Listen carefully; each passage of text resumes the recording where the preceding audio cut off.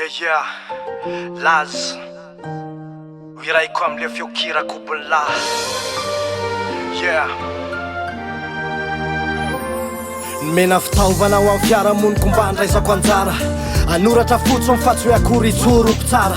Apetrako eto ty tsy hoe rivotra sendra miserana, fa sary raikitra mitsaina ary tsy anam-pataperana.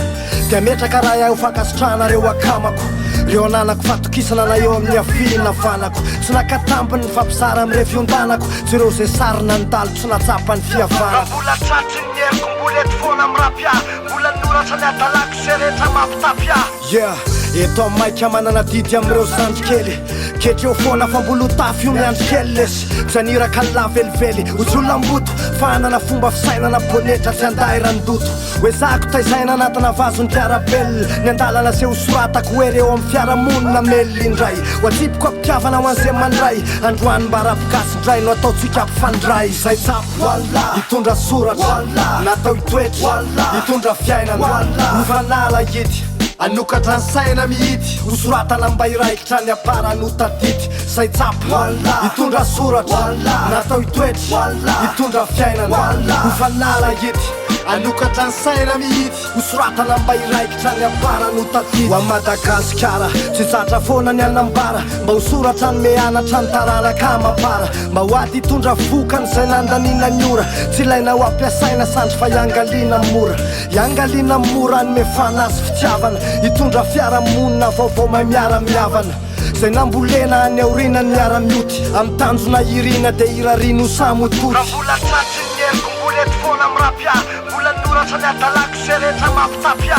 Yao, ry mpanaradina ataoko ty vazo ty ho fanomezana, rapy manoratsy ty fa tsy rapy ifampifezana. Fijery miapo ny fafazana, nininona tsy fiatezana, mitanjona iraisana namazana ifankairezana. Enoy ampitiavana rehefa mbanimbany motivaka, enoy isanandalana rehefa le restatokivy. Ho ataoko sorakalina iangaliko amin'ny fomba miavaka, amelona ny fanantenana refiny tatotify. Zay tsapo hitondra soratra, natao hitoetra hitondra fiainana, mifanala edy anokatra ny saina mihidy, ho soratana mba iraikitra ny apara no tadity. Zay tsapo hitondra soratra, natao hitoetra hitondra fiainana, mifanala edy anokatra ny saina mihidy, ho soratana mba iraikitra ny apara no tadity. Dia amaranako azy fa lamby apetrako ray tiany ambao komba, rapy tsy mialatra amin'ny farany tezairany momba. Isaky ny andalana ho soratana ny mehery io ah, miampita ary mitazona ny lamafy tsy ho very io ah. Ny ao ataoko pozitifa foany ho pande, ary sady tsy risarisa iandry an'izay tsy apande.